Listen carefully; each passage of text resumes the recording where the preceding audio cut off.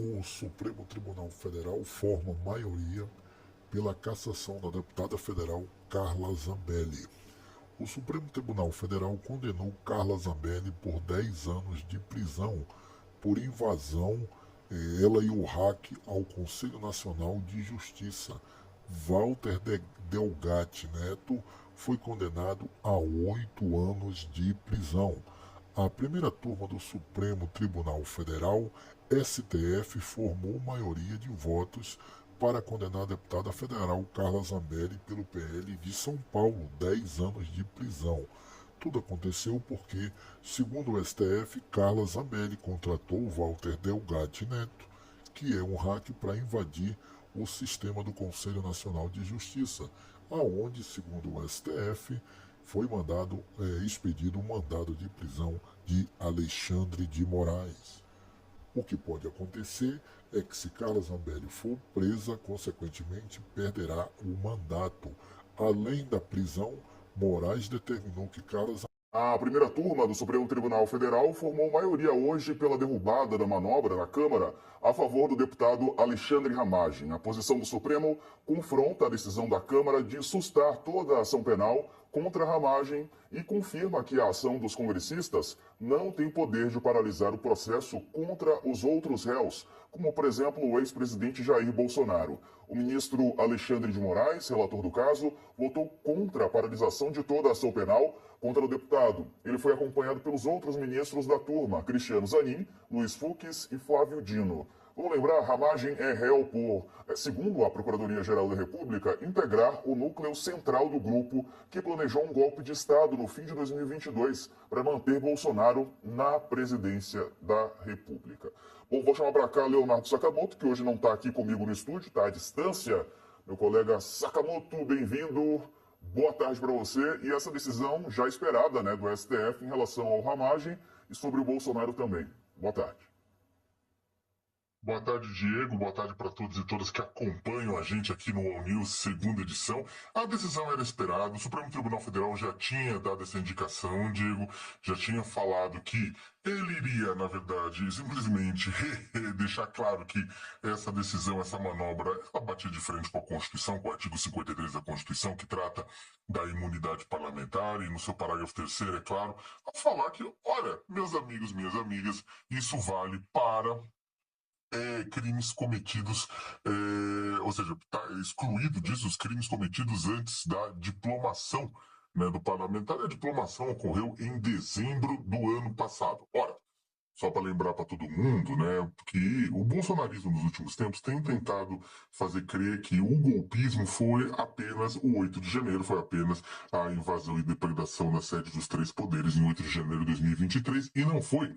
O 8 de janeiro foi a cereja do bolo, né? Foi o finalzinho, foi tipo a última ação. Mas todo o processo golpista é muito mais longo que isso. Se desenrola ao longo da gestão Jair Bolsonaro, se intensifica após a derrota de Bolsonaro no segundo turno das eleições de 2022.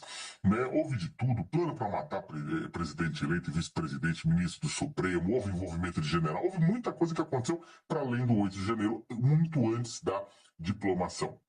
Aí a votação, o ministro Alexandre de Moraes, a maioria da primeira turma do Supremo Tribunal Federal, que estão analisando a ação penal pela tentativa de golpe, né?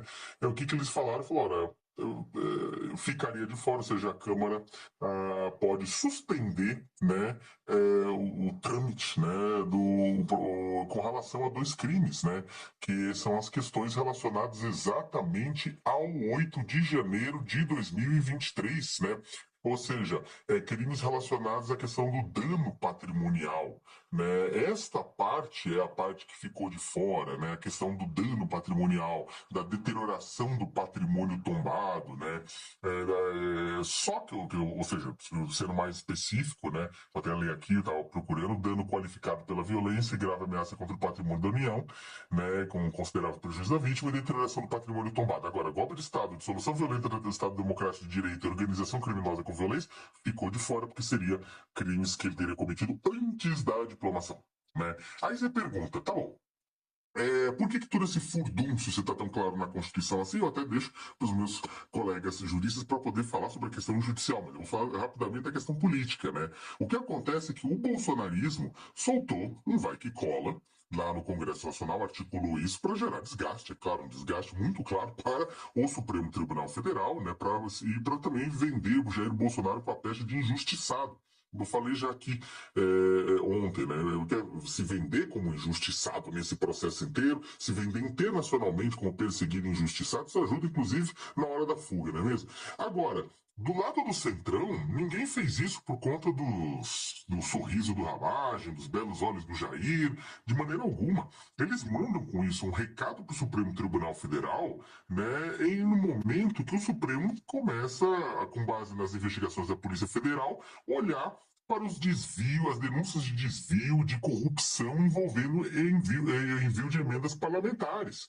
Né? O Supremo está tentando garantir a moralização da questão das emendas, está se descobrindo muita sacanagem, maracutaia, falcatrua lá no meio, e aí deputados têm medo, na verdade, de virem a ser vítima, né, de processos, alvo de processos no Supremo Tribunal Federal por conta disso. E aí todo mundo vai e vota, né, favorável ao Ramagem. Eles não estão defendendo o Ramagem, estão defendendo a si próprios, corporativismo. Não à toa o Juscelino Filho, que acabou de deixar o Ministério das Comunicações do Lula exatamente por conta das questões de emendas quando era deputado, votou também a favor do Ramagem. Não que ele não seja uma pessoa próxima ao governo, mas ele olha melhor para ele mesmo e defende a ele mesmo, Diego. No final das contas, né, o próprio Alexandre Moraes, apontou no texto, lembrou no texto aos senhores deputados que ele colocou assim: não há dúvidas, portanto, que o texto constitucional aprovado pelo Congresso Nacional ao editar a emenda constitucional de 35 de 20 de dezembro de 2021 somente admite a possibilidade de suspensão de ação penal contra parlamentar quando o Supremo Tribunal Federal receber denúncia por crime que o tribunal reconhecer como praticado após a diplomação. Você está deixando claro o quê? Do ponto de vista político. Meus amigos, minhas amigas, foram vocês que fizeram isso. O texto é de vocês, a gente só está seguindo o texto de vocês. Né? No final das contas e no final do dia, a gente vai ter o quê? O Supremo impedindo a manobra, o bolsonarismo usando isso para se vender como injustiçado e o Centrão tendo passado seu recado de que, quando for com ele com as emendas, vai ser igual. Marco Antônio Teixeira, cientista político, professor da FGV, está conosco também para analisar este e outros assuntos da sexta-feira. Professor, bem-vindo, boa tarde. E essa decisão do Supremo? Boa tarde, Diego. Boa tarde, Sakamoto. Boa tarde, Gustavo. Tá, prazer enorme estar aqui com vocês, né? Sexta-feira quente, né? Ramagem, Zambelli, Lula.